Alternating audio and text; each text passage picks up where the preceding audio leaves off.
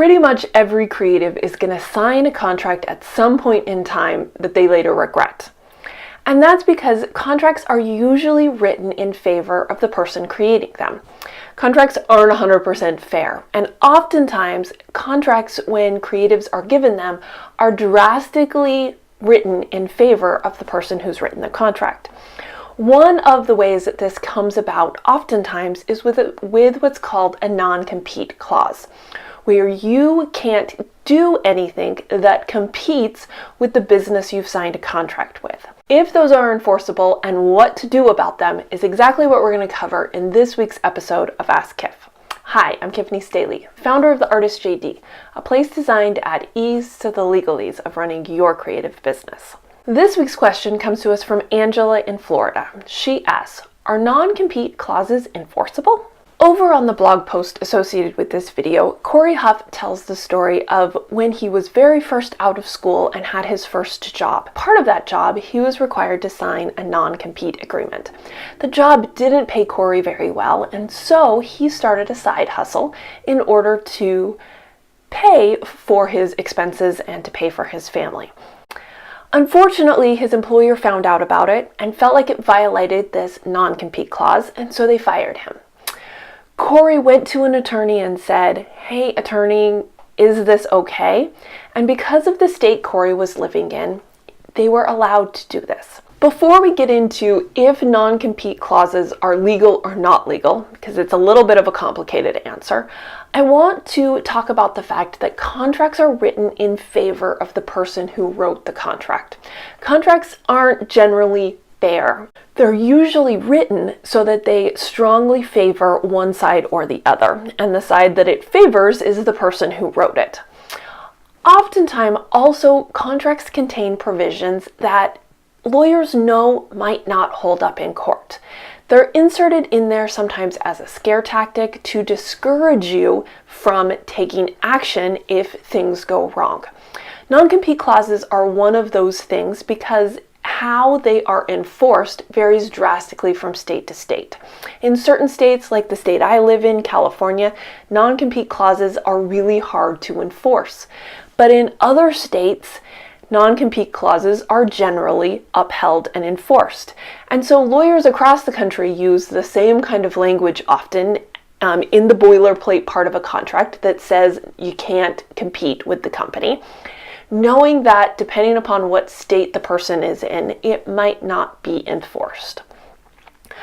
But when it comes to a high pressure situation where a contract is take it or leave it, walk away or sign the contract, and you're probably in a jam and really need the income that is associated with the contract, what are you supposed to do? They're going to say that non-compete has to stay in the contract.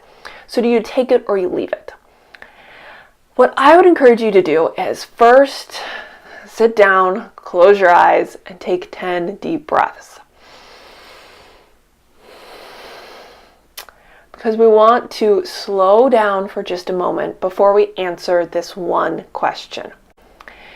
If everything goes wrong and everything that's in this contract can be enforced, will I be in a better place, a worse place, or about the same if I sign this contract?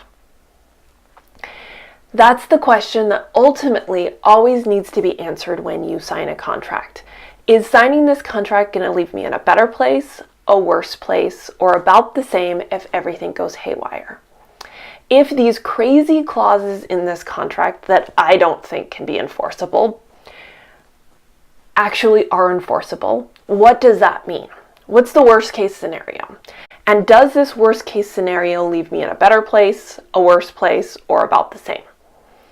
And that's what you have to consider before signing these contracts, especially when you're in the jam and you think, oh my goodness, I just have to have this money because I don't know how I'm going to pay rent. You need to take a step back and say, is this money that I think is necessary today gonna leave me in a better place if something goes wrong and this contract goes haywire and I have to not compete with this business for 5 years or 3 years? Is it worth it? And if it's not, then you walk away And if it is, then you sign the contract. As I mentioned, there is no short answer to is non-compete clauses enforceable. Every single state has slightly different rules about if they will enforce a non-compete or not. And so what I've done is I did some Googling for you and I found a table that lists out the rules in all 50 states.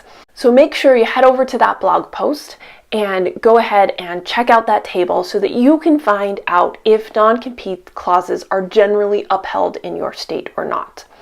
What's important to also remember with contracts is sometimes contracts in that boilerplate are going to say that a certain state's laws apply. And so even though you live in California, you may be signing a contract where the laws of the state of Illinois apply.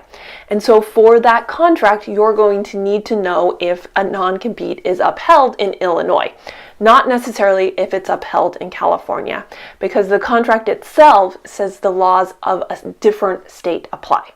I think the bottom line is to remember, if you've signed a bad contract, everybody signs one at some point in time or another.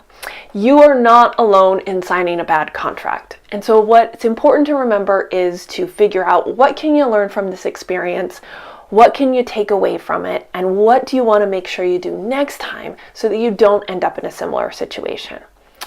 Got a question you want me to cover in an upcoming episode? Make sure you leave it in the comments below. Before you go, hit that subscribe button so you can get notified each time a new episode of Ask Kif drops. I've also left a link to a video where I explain how to find an attorney for your creative business. Check out that video so that you can find the right attorney for your business. Thanks so much for tuning in, and I'll talk to you soon.